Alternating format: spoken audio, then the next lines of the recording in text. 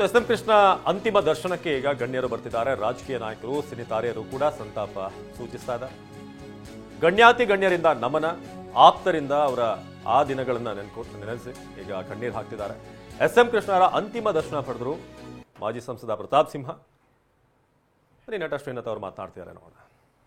ಬಹಳ ದೂರದೃಷ್ಟಿ ಇಟ್ಕೊಂಡಿದ್ದವರು, ರಾಜ್ಯದ ಬಗ್ಗೆ, ದೇಶದ ಬಗ್ಗೆ ಬಹಳಷ್ಟು ಕೆಲಸ ಮಾಡಿದ್ದಾರೆ, ಎಲ್ರಿಗೂ ಗೊತ್ತದು. ಅದಕ್ಕಿಂತ ನಾನು ಕಲಾವಿದನಾಗಿ ನಾನು ಹೇಳ್ಬೋದಾದ್ರು, ಕಲಾವಿದನ ಕಂಡ್ರೆ ಅವ್ರಿಗೊಂದು ಅಪ್ರತಿಮ ವಿಶ್ವಾಸ ಇತ್ತು. ಸಣ್ಣ ಕಲಾವಿದಾಗಲಿ, ದೊಡ್ಡ ಕಲಾವಿದಾಗಲಿ, ಯಾರೇ ಆಗಲಿ, ಕಲಾವಿದ ಅನ್ನೋ ಸಲ ಮಾತಾಡ್ತಾ ಇದ್ರು. ಅವರ ಕಷ್ಟ ಸುಖಗಳನ್ನ ಕೇಳ್ಕೊತಾ ಇದ್ರು, ಅದನ್ನು ಪರಿಹಾರ ಮಾಡೋಕ್ಕೆ ಪ್ರಯತ್ನ ಮಾಡ್ತಾಯಿದ್ರು. ಎಷ್ಟೋ ಪ್ರಯತ್ನ ಸಫಲವಾಗಿದ್ದಾರೆ. ಒಂದು ಮನುಷ್ಯ ವಿದ್ಯಾವಂತನಾದರೂ ಹೇಗಿರಬೇಕು, ಏನಿರಬೇಕು ಅನ್ನೋದನ್ನು ತೋರಿಸ್ಕೊಟ್ಟವರು ಅವರು.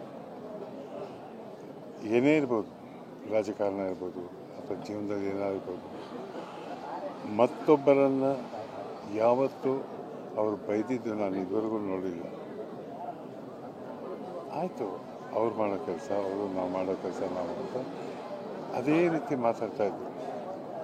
ಅಂಥ ಒಳ್ಳೆಯ ವ್ಯಕ್ತಿ, ತುಂಬ ಜೀವ.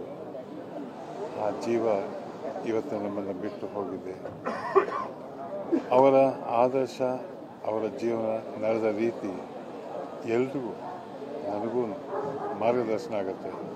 ಆ ಮಾರ್ಗದರ್ಶನ ಮಾಡೋ ಹಿರಿಯ ಚೇತನ ಎಲ್ಲೇ ಇದ್ದರೂ ಆಶೀರ್ವಾದ ಮಾಡ್ತಾ ನಮ್ಮನ್ನು ಕಾಪಾಡಲಿ ಅಂತ ಕೇಳ್ಕೊತೀನಿ ಅಷ್ಟೇ.